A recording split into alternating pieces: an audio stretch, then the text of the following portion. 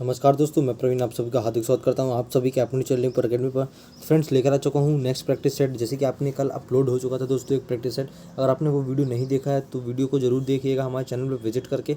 अगर आप पहली बार विजिट कर रहे हैं तो जरूर सब्सक्राइब कर लेंगे हमारे चैनल को। तो दोस्तों प्रैक्टिस सेट रोज़ अपलोड होंगे इस चैनल पर, क्योंकि अब प्रैक्टिस सेट ही अपलोड किया जाएगा प्रैक्टिस के लिए। सो अब आप लोग सब्सक्राइब कर लेंगे चैनल को अगर पहली बार विजिट है। सबसे पहला प्रश्न देखते हैं दोस्तों, क्या है। Rabindranath Tagore was established which famous institute. Rabindranath Tagore ने किस महाविद्यालय की स्थापना की थी। सो आपके ऑप्शन ए विश्व भारती यूनिवर्सिटी, काशी पीठ महाविद्यालय, जामिया मिलिया इस्लामिया महाविद्यालय, बंगाल यूनिवर्सिटी। सो दोस्तों उसका राइट आंसर ऑप्शन नंबर ए विश्व भारती यूनिवर्सिटी, जो कि रविन्द्रनाथ टैगोर द्वारा स्थापित की गई थी। सो याद रखिएगा आप लोग क्वेश्चन, क्योंकि बहुत इंपॉर्टेंट है। और दोस्तों अगर वीडियो को अच्छी लगे तो ज़रूर लाइक कर दीजिएगा। उसके बाद नेक्स्ट चलते हैं। Who was responsible for Jallianwala Bagh massacre. Jallianwala Bagh हत्याकांड के लिए कौन जिम्मेदार था। Lord Curzon, Sir Charles Wood, General Dyer या नन ऑफ दिस। आपके option A Lord Curzon, Charles Wood या जनरल डायर। तो उसका right answer option number C दोस्तों जनरल डायर। जनरल डायर जो कि रिस्पॉन्सिबल थी दोस्तों 13 अप्रैल 1919 में। 13 अप्रैल 19 को इन्होंने क्या किया था कि दोस्तों गोली चलवा दी थी भीड़ के ऊपर, जो कि पंजाब के अमृतसर के टेम्पल। उसके बाद नेक्स्ट देखते हैं। Who is the author of Anandmath. Anandmath पुस्तक के लेखक कौन है। मुंशी प्रेमचंद, अमृता प्रीतम, बंकिम चंद्र चटर्जी या विभूति भूषण। सो इसका right answer option number C दोस्तों बंकिम चंद्र चटर्जी, जिन्होंने आनंदमठ लिखा है। आनंदमठ बंकिम चंद्र चटर्जी द्वारा लिखा गया है। नेक्स्ट चलते हैं। Who was the first governor general of independent India. स्वतंत्र भारत का पहला गवर्नर जनरल कौन था। Who was the first governor general of independent India. तो कौन थे दोस्तों, सी राजगोपालाचार्य, जो कि first governor general of India थे। नेक्स्ट चलते हैं। नेक्स्ट देखते हैं। When was the first textile mill was setup in India. When was the first textile mill setup in India. Bharat में सबसे पहले सूती मिल स्थापना किस वर्ष की गई। सो आपके ऑप्शन ए 1818, 1852, 1832, 1902। सो उसका राइट आंसर ऑप्शन नंबर ए दोस्तों 1818 को ये स्थापित की गई थी। फिर Silchar is in state. Silchar किस राज्य में है। तो दोस्तों सिलचर किस राज्य में आपको बताना है। हिमाचल प्रदेश में, मेघालय में, त्रिपुरा में या असम में। कहाँ पर है सिलचर। तो सिलचर इसका right answer option number D Silchar Assam राज्य में स्थित है दोस्तों। असम राज्य में है सिलचर। सिलचर इन असम स्टेट। असम की राजधानी क्या है दोस्तों, दिसपुर। ठीक है, सर्बानंद सोनोवाल वहाँ के सीएम है। Which Indian state was liberated from Portuguese control in 1699। 1961 में भारत का कौन सा राज्य पुर्तगाल के कब्जे से मुक्त हुआ था। त्रिपुरा, आसाम, गोवा या वेस्ट बंगाल। तो दोस्तों गोवा, जो कि पोर्चुगीज से 1961 में आज़ाद हुआ था। नेक्स्ट चलते हैं। 8th क्वेश्चन देखते हैं। Jagannath temple is in city. Jagannath किस मंदिर पर है, किस शहर में स्थित है। तो ये पुरी में स्थित है दोस्तों। कहाँ पर है, पुरी में स्थित है जगन्नाथ टेम्पल। ठीक है, पुरी। उसके बाद नेक्स्ट देखते हैं। थार डेजर्ट कहाँ पर है। थार डेजर्ट दोस्तों थार डेजर्ट इन थार रेगिस्तान दोस्तों एशिया में पड़ता है। एशिया में, इसमें कॉन्टिनेंट पूछा है तो इंडिया में, पर ये पड़ता कहाँ पे है, राजस्थान के पास है और गुजरात में लगा जाता है कच्छ के साथ दोस्तों। तो ये है एशिया में। उसके बाद नेक्स्ट चलते हैं। McMahon line is between and. McMahon line Bharat dash के बीच है। तो किसके बीच है मैकमोहन लाइन। मैकमोहन लाइन दोस्तों भारत और किसके, चाइना के बीच में है। इंडिया एंड नेपाल के बीच में है। कौन सी है मैकमोहन। पाकिस्तान के साथ आप सभी को पता है दोस्तों कौन सी है, रेड क्लिफ। और दोस्तों इनके साथ तो सोनाली बॉर्डर लगता है, इसके साथ तो दोस्तों सोनाली बॉर्डर, और श्रीलंका के साथ पाक स्ट्रेट। ठीक है, वैसे यह है तो नई लाइन, पर इसमें जो पास में है वो चीज़। Who was the first prime minister of India. Bharat के प्रथम प्रधानमंत्री कौन थे। B R Ambedkar, Jawaharlal Nehru, Sardar Vallabhbhai Patel या मनमोहन सिंह। तो कौन थे आप सभी को पता है, जवाहरलाल नेहरू, जो कि भारत के प्रथम प्रधानमंत्री थे। First prime minister Jawaharlal Nehru. Which is the national game of India. तो आप सभी को पता है दोस्तों नेशनल गेम क्या है, hockey is the national game of India. Football दोस्तों, ये फुटबॉल स्पेन फ्रांस का है दोस्तों। ठीक है, क्रिकेट है हमारा इंग्लैंड ऑस्ट्रेलिया का, और वॉलीबॉल है दोस्तों श्रीलंका का नेशनल गेम। ठीक है, तो ध्यान रखिएगा। उसके बाद नेक्स्ट देखते हैं। President of India elected for a duration. Bharat के राष्ट्रपति डैश समय के लिए चुने जाते हैं, 6, 4, 5 या 3। सो उसका राइट आंसर आप लोग सभी बताएंगे। तो उसका राइट आंसर कितना हो जाएगा दोस्तों, 5 साल के लिए प्रेसिडेंट जो कि है नियुक्त किए जाते हैं। ठीक है, 5 साल बाद चेंज हो जाते हैं। उसके बाद कैपिटल ऑफ नेपाल क्या है दोस्तों, काठमांडू, मॉस्को, काबुल या नन ऑफ दीज। तो दोस्तों उसका राइट आंसर ऑप्शन नंबर ए काठमांडू, जो कि कैपिटल है नेपाल की, और यहाँ पर किसका है दोस्तों सार्क का मुख्यालय है, सार्क का south association Asian regional corporation Moscow में आपका रशिया की कैपिटल है। और काबुल कहाँ की? अफगानिस्तान की है, अफगानिस्तान की कैपिटल है। ठीक है। Who is the known as of nightingale of India? Bharat की कोकिला के नाम से किसे जाना जाता है? Sarojini Naidu, Kamala Nehru, Lata Mangeshkar, none of these. So किसे जाना जाता है तो दोस्तों नाइटिंगेल ऑफ इंडिया, तो सरोजनी नायडू को नाइटिंगेल ऑफ इंडिया के नाम से जाना जाता है। और आपसे पूछा जाता है कि दोस्तों, ठीक है, नेक्स्ट चलते हैं। शाहजहान मुगल शासक था, Mughal ruler. Shah Jahan was the dash Mughal ruler. दोस्तों किस नंबर का मुगल रूलर था शाहजहां? तो आप सभी को दोस्तों कमेंट में कमेंट कीजिएगा क्या है आंसर इसका। तो राइट आंसर ऑप्शन नंबर दोस्तों 5th, जो कि शाहजहां था वो 5वें नंबर का था दोस्तों। इसके बाद जहांगीर थे 6वें नंबर के। ठीक है, तो दोस्तों आप लोग याद रखिएगा। चलिए नेक्स्ट चलते हैं।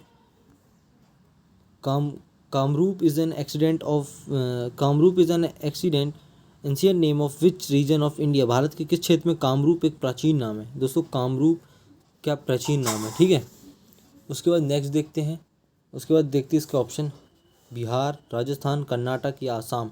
सो दोस्तों इसका राइट आंसर हो जाएगा option number D, Assam. Kamrup Assam राज्य में, मतलब आसाम राज्य से संबंधित है। Indian constitution came into force on? Bharat संविधान को अस्तित्व में आया गया कब आया? 15 अगस्त 1947, 26 जनवरी 1950, 26 नवंबर 1948 या 6 नवंबर 1948। तो कब आया था ये? तो 26 जनवरी 1950 में अस्तित्व में आया था दोस्तों। इसका right answer option number B हो जाएगा। नेक्स्ट क्वेश्चन देखते हैं। President of India can be removed from his office by? Bharat के राष्ट्रपति को उनके पद से कौन हटा सकता है? Prime minister of India, chief justice of India, parliament या लोकसभा? तो दोस्तों प्रेसिडेंट जो कि श्री रामनाथ कोविंद, तो इनको कौन हटा सकता है अपने पद से? President of India can be removed from his office, Bharat के राष्ट्रपति को उनके पद से कौन हटा सकता है दोस्तों? तो आप सभी को बताना है कौन हटा सकता है। वो है दोस्तों पार्लियामेंट जो कि संसद है, ये कि प्रेसिडेंट को हटा सकती है। ठीक है, नेक्स्ट चलते हैं। Which of the following countries has the highest population density? निम्नलिखित में से किस देश की सबसे घनी आबादी है? सो दोस्तों आप सभी को पता है घनी आबादी कहाँ पर है? तो चाइना की सबसे ज़्यादा घनी आबादी है दोस्तों। सॉरी दोस्तों, चाइना की नहीं, इंडिया की सबसे घनी आबादी है। पॉपुलर डेंसिटी में इंडिया और पॉपुलेशन ज़्यादा में चाइना है।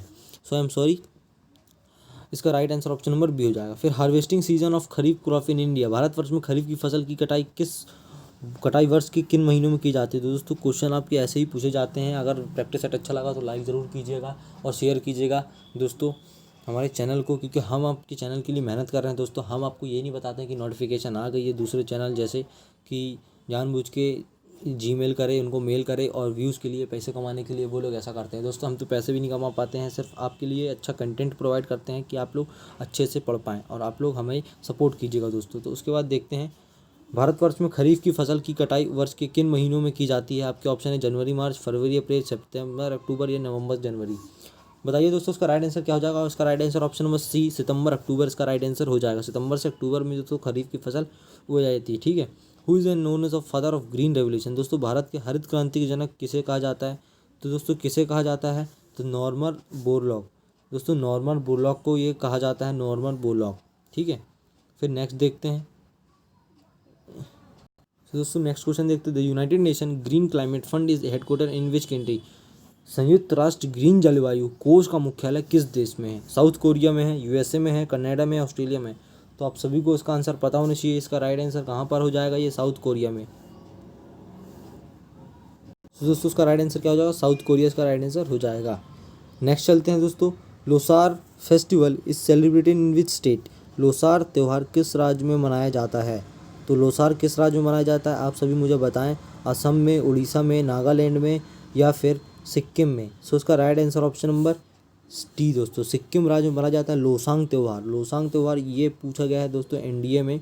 ये क्वेश्चन मुझे याद है, एनडीए में पूछा गया था जब मैंने रिव्यू दिया था। तो लोसांग ने, देखिए दोस्तों क्वेश्चन ऐसे ऐसे फंस जाते हैं, तो आप लोग जरूर इसमें हमारे स्टेट को जरूर कीजिएगा full. First country to impose carbon tax? दोस्तों कार्बन शुल्क लागू करने वाला प्रथम देश कौन सा था? कार्बन टैक्स लागू करने वाला कौन था प्रथम देश? ऑस्ट्रेलिया था, आइसलैंड था, यूएसए था या न्यूजीलैंड था? तो कौन था? तो आप लोग इसका आंसर बताएंगे मुझे। तो ऑप्शन नंबर डी दोस्तों, न्यूजीलैंड, जो कि कार्बन टैक्स सबसे पहले इम्पोज करने वाला देश बन चुका था। ठीक है। Which is the sweetest sugar? इनमें से सबसे मीठा है। आपके ऑप्शन रहे फ्रुक्टोज, ग्लूकोज, लैक्टोज या सुक्रोज। सो उसका दोस्तों राइट आंसर आपके पास क्या हो जाएगा? इसका राइट आंसर ऑप्शन नंबर दोस्तों ए, दोस्तों ऑप्शन नंबर ए जो कि फ्रुक्टोज है, ये सबसे मीठा होता है दोस्तों, सबसे मीठा होता है। Instrument use for measuring the temperature of human body, तो आप सभी को पता है, इतना आसान क्वेश्चन दोस्तों। थर्मोमीटर, जो कि थर्मोमीटर क्या होता है, थर्मोमीटर जो कि टेम्परेचर को ह्यूमन बॉडी को नापता है। दोस्तों बैरोमीटर तो आपको पता है, एटमॉस्फेरिक प्रेशर मतलब वायुमंडलीय। आप लोग इसका बताइएगा दोस्तों, फोनोग्राम का, फोनोग्राम और थर्मोस्टेट का, इसका कमेंट बॉक्स में कमेंट कीजिएगा, सर्च करके बताइएगा कि दोस्तों इसका क्या है, ठीक है। ये आपका होमवर्क है। Which of the following is not part of carpel, इनमें से कौन सा कार्पल का हिस्सा नहीं है, स्टिग्मा, ओव्यूल, एंथर या नन ऑफ दिस। दोस्तों ये प्लांट जब साइंस है, जो प्लांट साइंस होती है ना, उससे ये क्वेश्चन है। तो ये क्वेश्चन, एक क्वेश्चन यहाँ से भी आता है, तो उसका राइट आंसर ओव्यूल इसका राइट आंसर हो जाएगा, ठीक है। When piece of ice floating on the surface water in the beaker completely melts, then the level of water will be, एक गिलास पानी में तैरता बर्फ़ का टुकड़ा अगर पूरी तरह पिघल जाए तो पानी का स्तर क्या होगा, इंक्रीज, रिमेन सेम, डिक्रीज या नन ऑफ दीज। सो दोस्तों इसका राइट आंसर ऑप्शन नंबर क्या होगा, रिमेन सेम। कैसे होगा, जैसे कि आप ये बोल रहे हैं कि अगर एक गिलास में पानी है, उसमें तैरता हुआ एक बर्फ़ है, ठीक है, अगर वो पूरी तरह पिघल जाए, अब वो समझ लीजिए पिघल गया, तो वो पानी में मिक्स हो गया दोस्तों, पानी में मिक्स हुआ, तो पानी में मिक्स होने के कारण दोस्तों, तो वो जैसे का वैसे ही रहेगा। नेक्स्ट चलते हैं, which of the following will be dam energize a magnet, किसी चुंबक के चुंबकीय गुण को ख़त्म करने के लिए इनमें से किसे अपनाया गया जाएगा, हैमरिंग ऑफ मैग्नेट, ठंडा करने से, कूलिंग ठंडा करने से, keep in contact of iron, लोहे के पास रखने से, ये नॉन ऑफ दीज। सो दोस्तों आप लोग इसका आंसर बताएंगे क्या होगा, तो इसका राइट आंसर ऑप्शन नंबर दोस्तों, ऑप्शन नंबर 30 का बी हो जाएगा, कूलिंग दोस्तों, ठंडा करने से, ठीक है। नेक्स्ट चलते हैं, AIDS is caused by, AIDS किससे होता है, तो एड्स आप सबको पता है किससे होता है, वायरस से दोस्तों, वायरस से होता है एड्स। 31 का A, acquired immunodeficiency syndrome, acquired immunodeficiency syndrome is the full form of AIDS. Boiling point of water is 100 degree Celsius, what is its corresponding reading in Kelvin scale, पानी के भाप में परिवर्तन के ताप 100 डिग्री सेल्सियस केल्विन स्केल में इनकी reading क्या होगी दोस्तों। Boiling point of water 100 degree, what is the corresponding reading kelvin, मतलब केल्विन में अगर 100 डिग्री सेल्सियस किस पे है, से मतलब डिग्री सेल्सियस पे है, तो उसका केल्विन में कितना होगा, तो आप लोग हमें बताएं दोस्तों क्या हो जाएगा। इसका right answer option number B 273 इसका राइट आंसर हो जाएगा। फिर साउंड ट्रेवल फान टेस्ट, आप सभी को पता है कहाँ पर साउंड सबसे ज़्यादा स्टील में चलती है। फिर law of electrical resistance war introduced by, विद्युत प्रतिरोध के नियम का प्रतिपादन किसने किया था, विद्युत क्या है, विद्युत प्रतिरोध के नियम का प्रतिपादन किसने किया था, law of electric resistance was introduced by Ohm, Darwin, Newton या जूल। तो दोस्तों उसका right answer option number A, Ohm's law आपने जब भी जाना होगा तो वो उसी की, इससे भी आप पहचान लगा सकते हैं। The power of lens is given in, तो dioptre, horse power, light year या डाइन, तो दोस्तों उसका right answer option number A, dioptre, मतलब जैसे कि चश्मे का अगर देखते हैं तो 0.5 डॉप्टर माइनस 0.2 डॉप्टर, तो वो इसीलिए इसकी यूनिट होती है लेंस की। विच of the following instrument is used for measuring relative humidity, मतलब निम्नलिखित में से किस यंत्र से अपेक्षित आर्द्रता को मापा जाता है, बैरोमीटर से, सिफनोमीटर से, हाइग्रोमीटर से या हाइड्रोमीटर से। तो किससे नापा जाता है आप सभी बताएंगे, तो ये नापा जाता है दोस्तों हाइग्रोमीटर से, हाइग्रोमीटर से रिलेटिव ह्यूमिडिटी नापी जाती है। At which temperature the centigrade and Fahrenheit are scales equal, कौन से ताप पर सेंटीग्रेड और फ़ारेनहाइट स्केल का मान बराबर होता है, -40 +40 20 प्लस माइनस। तो उसका राइट आंसर ऑप्शन नंबर ए, ऑप्शन नंबर ए, -40 पे क्या क्या होता है, सेंटीग्रेड और फ़ारेनहाइट इक्वल हो जाते हैं। Unit of forces in सीजियस system, दोस्तों सीजियन सिस्टम में यूनिट क्या होगी, तो उसकी हो जाएगी न्यूटन दोस्तों, न्यूटन। 38 का दोस्तों डाइन होगी, डाइन सीजियस में, दोस्तों सीजियस में पूछा है, सेंटीग्रेड ग्राम सेकेंड में, तो डाइन इसका राइट आंसर हो जाएगा, ठीक है। Which of the following is a good conductor of both and heat and electricity, तो उसका राइट आंसर क्या होगा दोस्तों, आप लोग सभी को पता है क्या है, इस जो हीट और इलेक्ट्रिसिटी दोनों का अच्छा चालक होता है वो क्या होता है, तो वो होता है दोस्तों सिल्वर, सिल्वर इसका राइट आंसर हो जाएगा, चांदी। 20 Na contains how many neutrons, बताइए दोस्तों 20 Na contain how many neutrons, कितने न्यूट्रॉन कॉन्ट्रैक्ट वो करेंगे दोस्तों, ये बताइए कि न्यूट्रॉन की खोज किसने की थी कमेंट बॉक्स में सबसे पहले, तो न्यूट्रॉन की खोज जेम्स चैडविक ने की थी, और दोस्तों 11 जो कि है कंटेन करेंगे न्यूट्रॉन्स, ठीक है। Which is what is the middle layer of earth called, सबसे ऊपर वाली जो परत होती है पृथ्वी की मध्य परत को दोस्तों, बीच वाली परत को क्या कहते हैं, तो हम कहते हैं मेंटल, उसको मेंटल कहते हैं सबसे बीच वाली परत को, ठीक है। Which of the following number is not an square of any. अब यहाँ से मैथ्स चालू हो गई है तो मैथ्स को कीजिएगा। और मैथ्स को मैं बता दूँ ये मैथ्स कैसे कहते हैं हम लोग दोस्तों, मैं ग्रुप में आपको सेंड कर देता हूँ कैसे PDF। अभी आप हमारे ग्रुप में नहीं है तो उसको जुड़ जाइएगा, उसमें आपका सोल्यूशन मिल जाएगा मैथ्स के। तो मैथ्स के सोल्यूशन आपको उसमें मिल जाया करेंगे। सबसे पहला क्या लिखा है, which of the following number is not an square of any natural number. निम्नलिखित संख्याओं में कौन सी किसी प्राकृतिक संख्या का वर्ग नहीं है। सो दोस्तों इसका right answer option number B इसको ये नहीं है, तो आप लोग इसको कर लीजिएगा। फिर देखिए सिंप्लीफिकेशन का नेक्स्ट क्वेश्चन आता है, what is square of root of इतना। इसको आप कीजिएगा दोस्तों, ये क्वेश्चन आसान है, नहीं होगा तो फिर सोल्यूशन देखिएगा, सोल्यूशन मैं अपने ग्रुप में डाल दूंगा। क्योंकि दोस्तों इससे भी आपका टाइम ख़राब ना हो, मैं ये चाहता हूँ टाइम ख़राब ना हो, आप लोग देख लें। और अगर आपको कोई भी डाउट हो तो दोस्तों मैसेज कर दीजिएगा, मैं बता दूंगा। 44 का क्या है, 44 का है दोस्तों, what is the value of 2.6 bar minus 1.9 बार। सो इसका right answer option number D 1.6 बार इसका राइट आंसर हो जाएगा। फिर 45 का दोस्तों ए हो जाएगा, इसको कर लीजिएगा। फिर a garrison of n men had enough food to last for 30 days. After 10 days 50 more men joined them. If food now lasted for 10 days, what is the value of n? Hindi में पढ़ लीजिएगा। और इसका आंसर क्या होगा, 46 का option number ए 200। उसके बाद एलसीएम इसका निकालिएगा, नीचे का एलसीएम इसका कैसे निकालेंगे आप लोग, यहाँ एलसीएम इसका कैसे निकालेंगे, सबसे पहले आप ऊपर का एलसीएम निकालिएगा और नीचे का एचसीएफ, उसके बाद आपका निकल जाएगा। मतलब इसका फॉर्मूला क्या होता है, LCM of numerator upon HCF of denominator. तो नीचे का एचसीएफ और ऊपर का एलसीएम, तो उससे आपका आंसर क्या आएगा, आंसर आपका 47 का ए हो जाएगा। The sum of two number is 22 and the sum of their square is then the product of number. तो दोस्तों एक्स प्लस वाई लेके कर लेना, x plus y equal to 22, x plus y square equal to 250। आप solution ना बन तो solution देख लीजिएगा, सोल्यूशन दे दूंगा। सो इसका राइट आंसर क्या हो जाएगा, 48 का ऑप्शन नंबर सी इसका राइट आंसर हो जाएगा। If a square b square 45, तो इसका राइट आंसर 49 का क्या हो जाएगा दोस्तों, ऑप्शन नंबर डी इसका राइट आंसर हो जाएगा।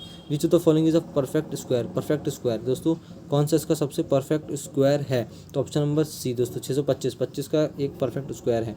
ठीक है, तो दोस्तों आशा करता हूँ कि ये वीडियो आपको अच्छी लगी होगी, शेयर कीजिएगा वीडियो को दोस्तों। जय हिंद, जय भारत।